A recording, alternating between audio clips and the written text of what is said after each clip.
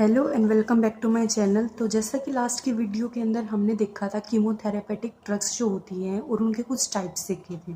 तो chemotherapeutic drugs के अंदर जो फर्स्ट कैटेगरी आ जाती है वो आती है सल्फा ड्रग्स की। उसका एग्जांपल है सल्फासिटामाइड। तो बीएससी केमिस्ट्री ऑनर्स के सिलेबस के अंदर इसका जनरल एस्पेक्ट है, इसके यूजेस हैं और इसके सिंथेसिस हैं। वही आज की वीडियो में हम क्लियर करेंगे। तो सबसे पहले इसका जनरल एस्पेक्ट देखते हैं। तो जो सल्फासिटामाइड है उसका स्ट्रक्चर इस टाइप से है। मोलिकुलर फॉर्मूला की बात करें तो वो होगा C8H10N2O3S। केमिकल नेम की बात करें तो N4 अमाइनोफिनाइल, ये 4 अमाइनोफिनाइल है, ये सल्फोनिल ग्रुप है। और एसिटामाइड, ये हमारे पास एसिटामाइड ग्रुप है CuNH2 का।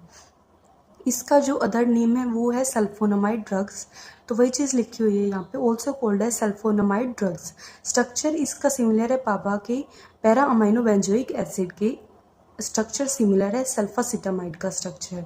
ये एक ऑर्गेनिक कंपाउंड है जिसके अंदर बेंजीन सल्फोनामाइड मोइटी प्रेजेंट है और एक अमीन ग्रुप प्रेजेंट है। ये हमारे पास अमीन ग्रुप है और ये बेंजीन सल्फोनामाइड मोइटी है attach to the benzene ring, जो बेंजीन रिंग से अटैच है। तो वही चीज़ यहाँ पे लिखी हुई है, it is an organic compound containing a benzene sulfonamide moiety with amine group attach to benzoic ring, benzene ring. इसको ऑल्सो कॉल्ड है सल्फर ड्रग भी बोलते हैं इसको। इसके अंदर सल्फोनामाइड फंक्शनल ग्रुप प्रेजेंट है, वही चीज़ यहाँ पे लिखी हुई है, सल्फोनामाइड फंक्शनल ग्रुप है ये स्ट्रक्चर के अंदर। ये फर्स्ट एंटी माइक्रोबियल एजेंट है। एंटी माइक्रोबियल एजेंट क्या होते हैं? जो माइक्रोब्स के अगेंस्ट इफेक्टिव होते हैं। माइक्रोब्स कौन कौन से होते हैं? जैसे बैक्टीरिया, वायरस, फंजाई, उनके अगेंस्ट जो भी ग्रुप इफेक्टिव होते हैं उनको बोलते हैं एंटी माइक्रोबियल एजेंट। तो फर्स्ट एंटी माइक्रोबियल एजेंट है इफेक्टिव अगेंस्ट बैक्टीरियल इन्फेक्शन, जो बैक्टीरियल के इन्फेक्शन के अगेंस्ट इफेक्टिव है। रूम टेम्परेचर की बात करें तो उसके ऊपर ये वाइट पाउडर की फॉर्म में प्रेजेंट होता है। वाटर के अंदर ये पुअरली सोल्यूबल होता है, मतलब बहुत कम सोल्यूबल होता है वाटर के अंदर। वही चीज़ लिखी हुई है, they are poorly soluble in water. ये प्रेसिपिटेट हो जाता है एसिडिक पीएच के अंदर। जो यूरिन का एसिडिक पीएच है उसके अंदर ये प्रेसिपिटेट हो जाएगा। और अगर इसके हायर डोजेस ले जाते हैं तो कैन कोज क्रिस्टल यूरिया, मतलब यूरिया के अंदर क्रिस्टल एक्सपेल आउट होंगे और रीनल डैमेज भी हो सकता है, मतलब किडनी भी डैमेज हो सकती है। ये इसके साइड इफेक्ट है कि अगर हाई डोजेस सल्फासेटामाइड के अगर कोई पेशेंट लेगा तो उसके अंदर क्रिस्टल यूरिया हो जाएगा, मतलब यूरिन के अंदर क्रिस्टल एक्सपेल आउट होंगे और रीनल डैमेज भी हो सकता है, मतलब किडनी डैमेज भी हो सकती है।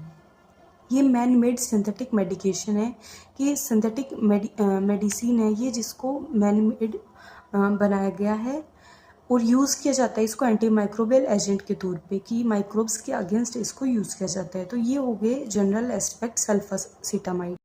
अब नेक्स्ट सल्फासिटामाइड के यूजेस की बात करें तो इसका फर्स्ट यूज़ है कि इसको यूज़ किया जाता है ट्रीट करने के लिए various skin and scalp condition. Skin और स्कैल्प की कंडीशन है उनकी ट्रीटमेंट में इसको यूज़ किया जा सकता है। जैसे एक्ने जो हो जाते हैं उनके अंदर, डेंड्रफ के अंदर इसको यूज़ किया जाता है। नेक्स्ट क्या है कि जो स्किन के अंदर इन्फेक्शन होते हैं उनको ट्रीट करने के लिए भी इसको यूज़ किया जाता है। थर्ड इसका यूज़ क्या है कि इसको एंटी माइक्रोबियल एजेंट, माइक्रोब्स के अगेंस्ट जैसे बैक्टीरिया, वायरस, फंजाई, उनके जो इन्फेक्शन होते हैं उनके अगेंस्ट भी इसको यूज़ किया जाता है as an antimicrobial agent.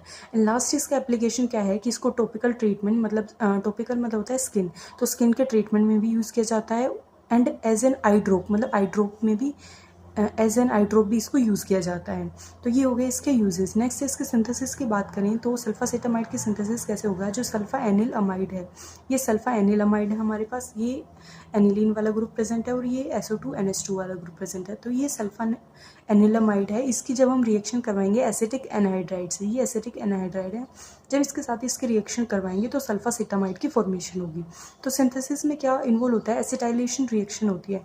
Acetyl reaction के अंदर एसिटिक एनहाइड्राइड इन्वॉल्व होता है, इसके अंदर एसिटाइल ग्रुप इस पे जाके जुड़ेगा। तो सिंथेसिस के अंदर इन्वॉल्व होगी एसिटाइलेशन रिएक्शन, जहाँ पे सल्फा एनिलिड रिएक्ट करेगा एसिटाइल क्लोराइड से या फिर एसिटिक एनहाइड्राइड से, और उससे फॉर्मेशन होगी सल्फासेटामाइड की। तो ऐसे सिंथेसिस होगी इसकी। तो आज की क्लास के अंदर हमने इसका जनरल एस्पेक्ट देखा, इसके यूजेस देखे और सल्फासेटामाइड के सिंथेसिस देखी। तो मिलते हैं नेक्स्ट वीडियो में नेक्स्ट टॉपिक के साथ। जब तक के लिए ऑल द बेस्ट।